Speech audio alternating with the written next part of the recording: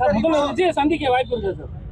முதல்வர் விஜய் சந்திக்க வாய்ப்பு இருக்கா சார்? யாரை வேணுமானாலும் சந்திக்கிறதுக்கு நான் எப்போதும் தயாராக இருக்கிறேன். முதல்வர் அழைப்பு விடுத்தால் சந்திக்க நான் தயாராக இருக்கிறேன். இந்த இந்த உங்க மேல இருக்க குண்டாஸ் அப்புறம் புய் வைக்கலாம் இந்த அரசே வந்து தானாக முன் வந்து நீக்கி இருக்காங்க. இந்த ஆட்சியில ஊடக சுதந்திரம் இருக்குன்னு சொல்லிட்டு நீங்க ஃபீல் பண்றீங்களா? எதிர்காலத்துல எப்படி இருக்குன்னு நினைக்கிறீங்க? நிச்சயமாக திமுகவை போல ஒரு கொடூர மனது படைத்த ஒரு கட்சி எந்த காலத்திலும் இருக்க முடியாது. தமிழகத்தில் இதற்கு முன்பு எவ்வளவோ முதல்வர்கள் ஆண்டிருக்கிறார்கள். ஊடகங்களிடம் கெஞ்சுவார்கள், கேட்பார்கள், கொஞ்சம் கம்மியா திட்டுங்க என்று.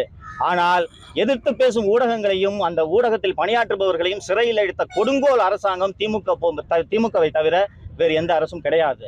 முதல்வர் திரு விஜய் அவர்கள் ஊடகங்களில் வரக்கூடிய ஒவ்வொரு சின்ன சின்ன விமர்சனங்களையும் கவனத்தில் கொண்டு பல்வேறு திருத்தங்களை செய்திருக்கிறார் என்பதை அவரது செயல்பாடுகளிலிருந்து நான் பார்க்க முடிகிறது. ஸோ ஊடகங்களாக இருக்கட்டும், இன்னொன்று தற்போது தமிழகத்தில் அமைந்துள்ளது ஒரு கூட்டணி ஆட்சி என்பதால் மேலும் கூடுதலாக ஜனநாயகம் இருக்கும்.